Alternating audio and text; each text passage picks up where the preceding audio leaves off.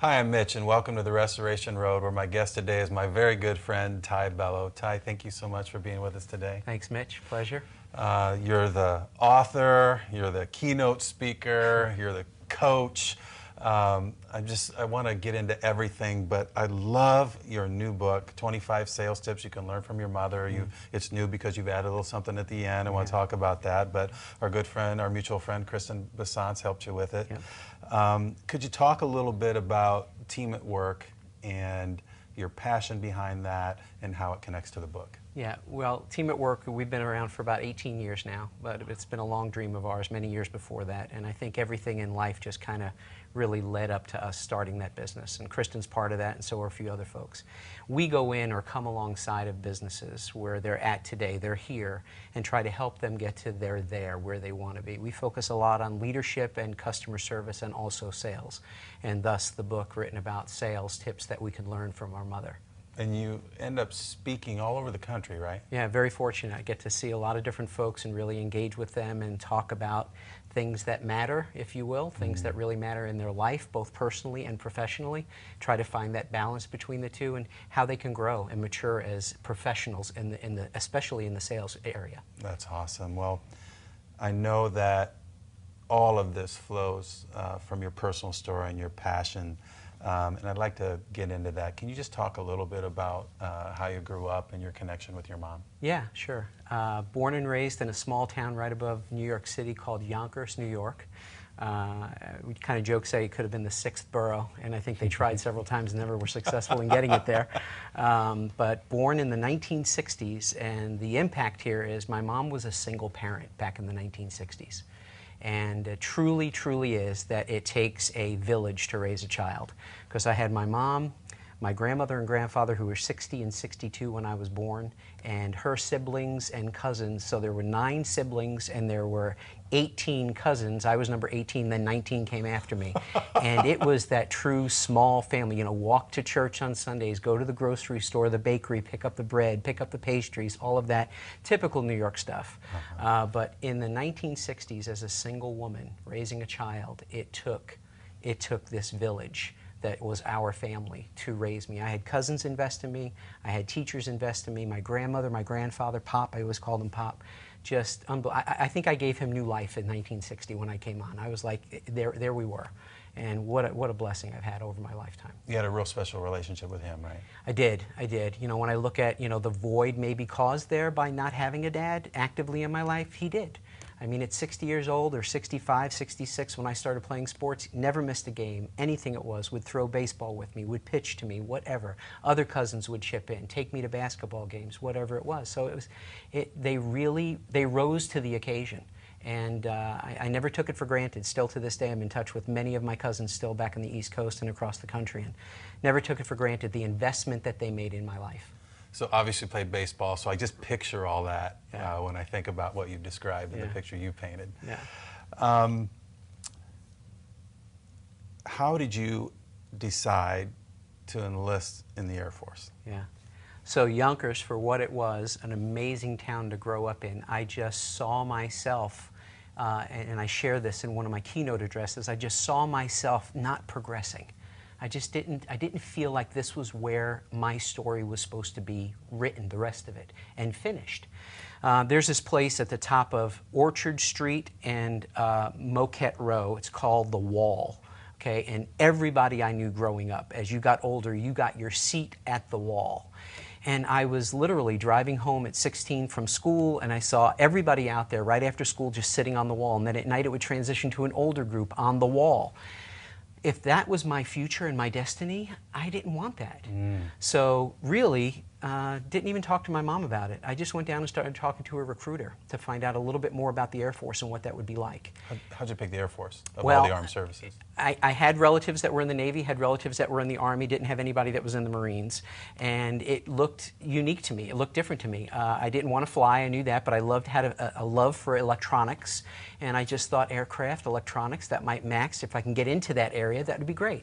So let's give it a shot. And after a lot of time and crying with her and my grandparents, they gave me the consent. Even though I was old enough to go in on my own, I really wanted to get their blessing, their permission, and they said, yeah, we think you're right. Now, my mom would tell you at that point she died, okay, at that point that I killed her. But we were very, very close, and even when I was stationed across the United States, back then, a little bit tougher, but as she got older, called her, spoke to her every day.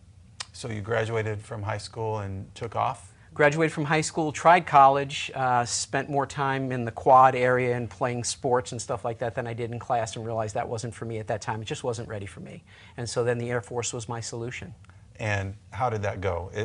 Are the first couple weeks like, what in the world did I just sign up for? Yeah. It's not only the first couple of weeks, it's literally the day you get off of the bus and you meet your training instructor, you say, what have I just done?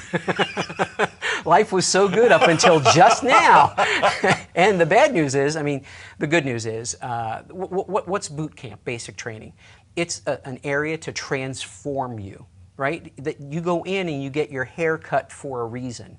We're taking away your identity and making it our identity for who you want to be. And maybe a little known fact, when you get your uniform, your name is always right, so it's always on your right side. And you look at somebody, and the other thing is if you're going to salute, you salute this way, shake a hand, you shake a hand. You're looking at their name so you can know how to address them, captain, lieutenant, whatever it is. We get our uniforms and they didn't have our name on them. Now, this is the United States government. I'm sorry, we're good. You couldn't have my uniform ready with my name on it? No, still part of the transformation. You're just another pickle. A pickle, because you're all in green. You're just another pickle. Over time, when you earn the right to have your own name, now you're a jarred pickle. Now you can have your identity because we've begun the transformation of you into this formation of men and women that we want to be a squad in the Air Force. We were called the squad. How long is boot camp? Boot camp was 6 weeks. And probably the toughest 6 weeks of your life as far as physical and mental intensity. Yeah, absolutely. But great. Nonetheless, stretching. Barb would tell you he's just a gun-ho guy. And I am. I still do things that I did at basic training that I learned there. I still do them today in my life. Still to this day. I know you're still physically fit. I try my hardest because, well, I don't want to say as you know, but as you get older, I'm sorry, you are, no, we're about the same age. As you get older, you gotta work at it. So I try. Well, I keep thinking about that new body we're going to have on the other side because as time goes on, I don't want this one Yeah, anymore. exactly. Yeah, then just let it all go. So how did you meet Barb? Funny story, in the Air Force. We enlisted about 3 days apart from each other and didn't know. Barb is from upstate New York. I'm from right above the city. So, groups of people go in, and you don't really get to mingle with co-ed or anything like that during basic training. You get to see people every now and then. Well, they took us from Lackland Air Force Base in San Antonio, Texas, to Keesler Air Force Base in Mississippi, and they put us on buses, 2 buses. So think about that back in 1980. It was a long bus ride. Yeah. And you stop off at some place, and they've got boxed lunches ready for you. You're in your dress blues, and the girls are in their dress blues. Well, I got on the bus where there's 48 guys and 2 girls. Okay, and the other bus was 48 girls and 2 guys. Lucky them, right? Okay, so I chose the wrong bus. So I was a little concerned about that. Literally got off the bus after we got our snack lunch, going back into the bus, and I caught Barb at the corner of my eye. She's one of the 2 girls? No, she was one of the 48 on the other bus. Oh, okay. And I said, oh, wow, she's a pretty young lady. That was it. As it would be, we were in the same dorm area for a couple of days. We got to know each other, get acquainted, etc. And then over time, I think I wore her down, to be honest, because I married well above myself. Well above myself. I love her personality. I love how she communicates. Yeah, thanks. You're blessed. I am a blessed man. Really blessed. No doubt about it. Well, how do you discover your need for Christ? Are you and Barb married when that happens? Yeah. Yeah, okay. we were. Anchorage, Alaska. That's what our base was. Oh, my word. Yeah. So there's another whole story, another episode on that one. But nonetheless, well, there isn't. Let me say it this way. When you go into the military, you get your orders to go to a certain place. Barb got orders to go to Alaska, and she was elated. She wanted to travel and see things. My first set of orders was taking me to Spain. Well, remember how close I was to my family. Okay, I can't get home in a day from Spain, so we're not going to Spain. So I got my orders switched, and they switched me to South Dakota. Okay, I don't know that I could drive that in a day, but I can at least get home. Well, the relationship with Barb and I just got better and better and better, and I realized if this is going to work, because I felt like that's where it was headed, we need to be together. We can't be separated and try to make this work. We need to be together. You're only allowed to swap one time. And you had already swapped? Already technically? done. Completely done. Okay. Completely swapped. Orders were signed, everything else. Had a good friend that was a sergeant in the Air Force. Remember, we're just young guys in there. We don't have any pull or collateral or know anybody. He did. He knew a female captain. And I didn't know she was a captain, but she had gone out with us for dinner a couple of times. I knew who she was, but I didn't know she was a captain. Well, we walked into her office. I shared my story about Barb. She goes, "What do you want to do?" I said, "I'd like to go to Alaska." She gave me your orders. She changed my orders. Unbelievable. To get to what? I believe, Barb believes, to get us to our relationship with Christ. Because there we meet a guy named George Eisenberg. He's in my shop. He is a relational Christian. Just relational. We built motors together. We played racquetball together. We went on hikes together. We had 3 little kids. Barb and I were, single at the time. We just fell in love with George and his wife, and his family. George was even in our wedding in Alaska. And that was it. One day he invited me to church. He invited me a lot of times, but one day in particular he invited me to church. And after Barb and I were married, I said, "Yes, I'll go." And I did. First time I really heard the gospel. Had you had a church background at all as a kid growing up in Yonkers? Yeah, I went to church on Sundays, just like most kids. Matter of fact, I even had a parochial school for 8 years, went to parochial school for 8 years, and felt like I had a good faith, but I don't believe I had a relationship. So what happens when you hear the gospel in the church service? Instantly just recognize the void that's in my life, the gap that's there, and say, I need that. I long for that. I starve for that. And there was a time there that I just gave my life to Christ at that moment in time, and that was it. Did Barb do so at the same time? Yeah, that's another whole story. Yes, she did, and felt like she was strong in her belief. And I'm growing and reading and studying and starting to teach and things like that, just really, really absorbing. You're always all in. Yeah, I'm trying. So yeah, but Barb, hospitality, gift of hospitality, number one, right off the bat, she's got it, gift of hospitality. And she was amazing, serving people, serving kids, adults, and everything. But come to find out, many years later, before it was the Global Leadership Summit, it was up in Chicago. It was just the Leadership Summit, right? Years ago. We're sitting there, and there was a message going over the lost coin, the lost sheep, and it's done. And Barb just gets up and said, "I've got to go outside," and she leaves. And we're with our friends and former pastor Russell and Kelly Bird. We're with them, and she goes outside, and she comes back in, and she explains to us what happened. And Russell pretty much said, you just got saved. You just gave your life to Christ. And that was it. And transformed her. Starving, loving the Word, loving to study, loving the fellowship, and the hospitality, all of the above. But just amazing. So you end up in Indiana from Alaska. Why Indiana? The gentleman that discipled me in Alaska was a pastor, came to Fort Wayne, Indiana in 1983, and we came for a visit over Easter and fell in love with the town and just said, if we don't stay in, this might be a solution. Because again, both of us felt there was no reason to go back to New York. For the wall purposes, and upstate New York just wasn't really good and thriving back then.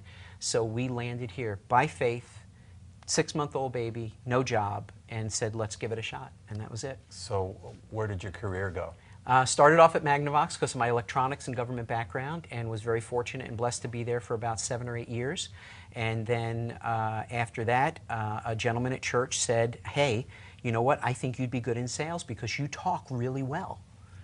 And I had no concept of sales. I knew what salespeople were like that I didn't like and didn't want to be, but I said, okay, interviewed, and lo and behold, got the job 28 years ago. And then how did you know that you wanted to start coaching? Yeah, with that same company there in sales, and grew and became a sales leader, sales manager, if you will, over several different people, and realized that I really loved coming alongside of sales reps and coaching them, even though that wasn't a word back then, but coaching them and helping them and growing their business as well. And we left the company, and we felt that we were led and called to do something different. And so at that time, coaching was just starting to come out. And I did a lot of research, and I went and got my credentials as a corporate coach, or registered corporate coach, and just couldn't figure out, how was I going to market this? How was I going to get this out there? well, here's this talking part, right, that you're getting me to do all this time now, and you're not talking hardly at all. I called up 2 different trade shows, and I said, if you give me a shot to speak, I don't think you'll be disappointed. I think I've got a message to bring to people to encourage them, excite them, enrich them, and drive them to be better at sales. And they gave me a shot, and praise God, we walked away with 2 customers from that trade show. Awesome. Now, where do you find time to get the Indiana Wesleyan, pursue that degree? Yeah, that was when I was with the in the sales and the medical. I just realized there was another void there. I had to get my degree. I had to finish my degree. I had to get something done. So business administration. Yeah. That's really, really cool. Yeah. Well, 28 years, right? As 28 a years. sales professional, Correct. we're going on 30. Yeah. You have a conversation with your mom when she's in Fort Wayne about something that's on your heart. Yeah. Can you describe that? Yeah, so Mom visited us pretty regularly, and this the last time that she was here, 6 months before she had passed away, I told her, you know, I really think I've got a book to write. And she said, really? I said, yeah, I think I do. And I said, and you're going to kind of be the focal point of it, but I've got tips and ideas of things that you've said to me, things that you've breathed into me over the years, and I've heard you say, and that I think are sales tips that I've learned from you. Because to me, you don't just get sales concepts and so forth out of sales books. You could read any book. You could read any book and get sales concepts out of them, without question. So I said, I think I want to do that. She goes, really? She goes, get me my checkbook. So I ran over, got her checkbook, and she wrote me a check for $700. She goes, I want to invest in that book. That is so cool. Yeah, that was her, though. That's the way she was. Well, I love the book. Thanks. Because I'm a sales guy too, and I just love this concept. And I want to talk about at least a few of these chapters. Sure. And see how they all unfolded in your life. Sure. Why don't we start with the one on prayer? I really Sure. like that. Don't forget to say your prayers. Yeah, so probably a lot like you growing up. I know your mom, huge influence in your life as well, and your brother, right? Yep. Absolutely. You know, my mom would, you know, say goodnight and don't forget to say your prayers. You know, I think every kid heard that at one time or another. And so for me, it was, yes, I did those. I think I did those more out of routine than anything else. After realizing my faith and my relationship with Christ, I realized that getting into sales, there's a lot of faith that's there. Just like a farmer, there's a lot of faith in farming. Well, there's a lot of faith in sales. You're trying to share something with them that you think will make their business or life better, and you've got to not come across as salesy. So I have always, and I will always, pray before every sales engagement or encounter You that do? I have. I do. Yeah. Whether it's on an elevator, an escalator, walking down a hallway, or whatever, I always pray. I pray that I've got the right message, the right ears for people to hear, that I'm able to meet their need, and it goes beyond selling my product. Because you know, you go in to sell this, they might be having the worst day in the world. Well, forget about this. That's not important. What's going on with you? Sincerely, the Yes, empathy that's that's the there, key. right? That's the key. I'm a relational sales guy, whether it's a high-pitched sale or a referral sale, whatever it is. I've got to get to know you. Yeah. That's it. My business was struggling, and I realized that I needed to talk to about 20 people a day who I could either sell them collector cars or sell their collector cars for them. And I was moved by the study of the Sermon on the Mount in my life, and I was prompted by the Holy Spirit that I should contact these people, not just to sell them a car, not just to sell their collection, not to help them buy a car or collection, but just to connect with them and just trust God and see if the rest would take care of itself. Right. And it did. Remuneration does follow relationship. Absolutely. People are more important than profit, just like you said. Yeah, absolutely. Zig Ziglar says you can have anything you want in life as long as you help others get as much as they want in life. And he's so right. I was a junior in high school, and my dad made me read See You at the Top. Awesome. It changed my life. Yeah. I realized, like, I'm a recovering perfectionist, and I realized the negativity that had entered my life at about 16 years old. Just never measuring up, always seeing the flaws and the negative in things. And Zig's book really changed me. That's really, something. really changed That's me. great. My wife would say it needed to change me more, probably. Work in progress. That's right. How about Don't Talk to Strangers? I love that chapter, and I love that title. Yeah. So, you know, your mom, you're growing up, you always thought, don't talk to strangers. Well, I was very fortunate, very blessed to have a guy in my life early on, a sales guy, sales professional. There wasn't a time that I was with him that he wasn't reading something, right? Whether it's a Wall Street Journal or whatever. His name was Jim, really, really good friend. And I got to really see Jim as a sales professional. And he never treated anybody as a stranger. He was always so well versed, not just in his products and services, but well beyond that. So that's what I always use him as my example. Mm-hmm. Are you a sales rep or are you a sales professional? And I was watching a clip this morning, actually, of a part of my keynote that I do, and I was watching that clip, and I challenge people the same way. And here's what I say: are you a sales rep or are you a sales professional? Because if you've not read an article, listened to a podcast, read a vlog, whatever, if you've not done that, then you've missed it. God created Google on the 8th day. You have no reason not to invest in yourself. So if you've not done that, you're a rep. Professionals invest in themselves. And Jim was that. Jim started me down that path and challenged me, and just watching him, he was a master at it, just a master at never knowing a stranger and talking to everybody, just everybody. So. And you had him in your life for how long? Oh, Jim and I were buds, along with a bunch of our other friends too, for several, probably 8 to 10 years. And our kids kind of played golf together and were together, and we were together as couples. He and his wife, and Barb and I played golf together. And then, you know, the Lord decided it was Jim's time to go home, and Jim went home. And a big void for me and many, many other people in his business. And matter of fact, I remember here, you know, when we were at church, that they had the funeral there, and his boss got up and shared so much wonderful things about Jim and just about who he was, because that's who he was. It wasn't Jim the sales guy, I turn the switch on, and Jim the non-sales guy, turn the switch off. It was Jim. It was just natural. The authenticity. Totally.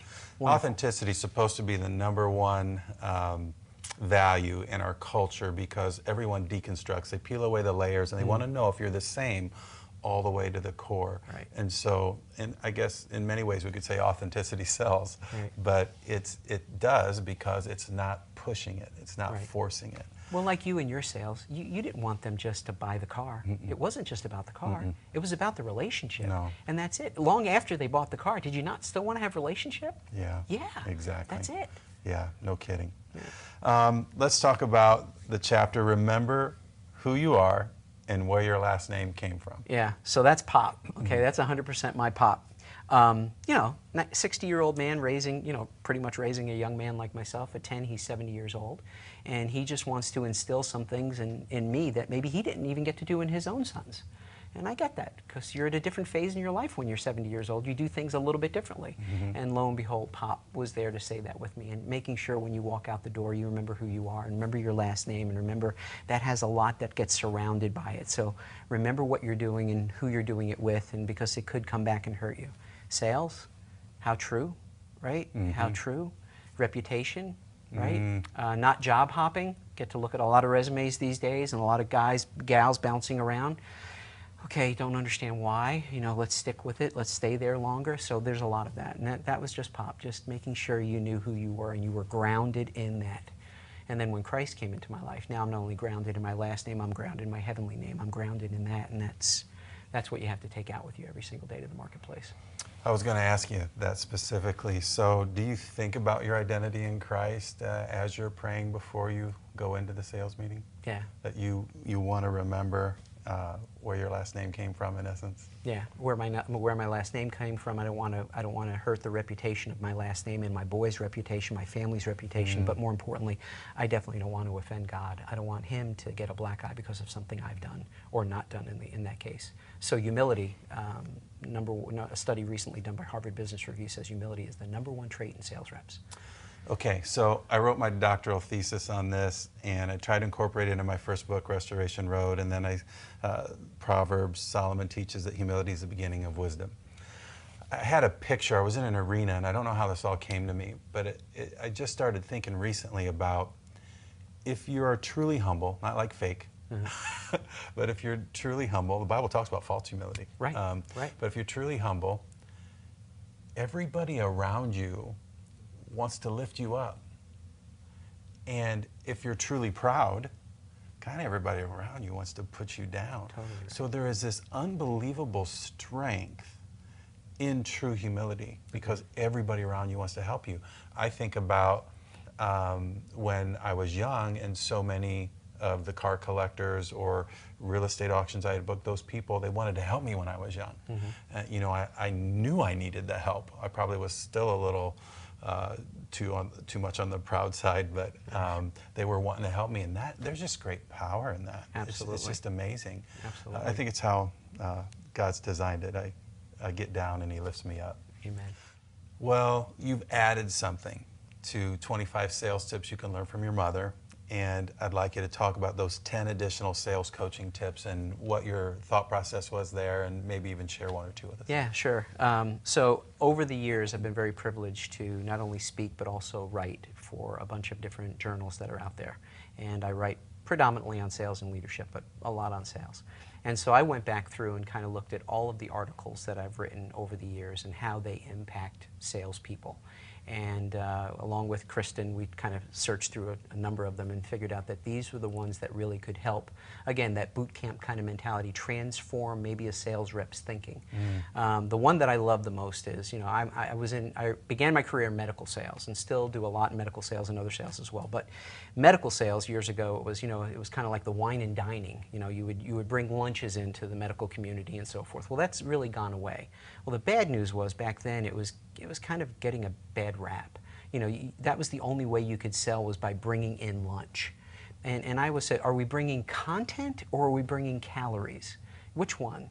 And I always challenge the sales professional and say, you've got to look at that, whether it's content or calories. Are you going to be known for the guy that brings the great donuts and the great candy or the great lunch? Or are you going to be known for the guy that solved my pain, what's keeping me up at night, my problems? You're there to help me with other things. You can network me with other people that you know. That's what we sell. We're solution sellers, right? That's where I believe we belong as a professional. Everybody can bring in lunch. You can call up, you know, 1-800-SANDWICH and you get sandwiches delivered right away. That's not it. It might be the door to open it up, but make sure there's content behind the calories that you're delivering. That's powerful. Thanks. Yeah, it's fun. A lot of people watching Yeah. who either have a sales background, a marketing background, a business background. Maybe they take their faith so seriously that they think about evangelism and discipleship. What would you say is one of the strongest foundational ideas that you apply to every scenario? Yeah, I always say this, I still say to this day, if you go to our website, you're not going to see a fish there. You're not. I'm about building a relationship with you, and I want you to know that I care about you, deeply care about you. And through that, if you see something different in me and you wonder what that is, I'll be more than happy to share it with you. You know that Galatians 2:20, I am crucified with Christ, nevertheless, not I, but Christ lives in me. That's it. And it's just building the relationship, earn the right to be able to share that with them. Love them, be honest, be truthful, but earn the right. 1 Peter 3:15, in your heart set apart Christ as Lord.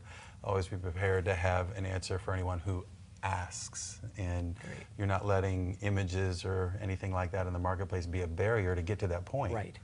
And then you do answer with gentleness and respect. Right. Good. I love how you do that. I'll look that one up. That's for sure. I know I've read it, but I don't have that written down. You live it. I'll live write it, that brother. one down. That's awesome. Ty, thank you so much for being with us. I love you, and I love you. It's going to be so interesting to see what God does next with you and with this amazing book. Thank you, sir, very much. Appreciate it. You know, Proverbs 18:13 says, anyone who answers before listening is to his folly and shame. Yet how often do we do that? We do it with our spouses. We do it in the marketplace. We do it in ministry. And God's designed it. His wisdom is that we would listen first and then speak. And Proverbs 25:11 says that a word aptly spoken is like apples of gold in settings of silver. My paraphrase, hashtag, the right word at the right time is priceless. But as you listen to Ty, you'll realize that you can never offer the right word at the right time unless you first listen. So as you go about your week, first listen. Ask questions, listen, and connect at the heart level. And then pray to God on the fly, and He will give you the right word at the right time, and it will be priceless.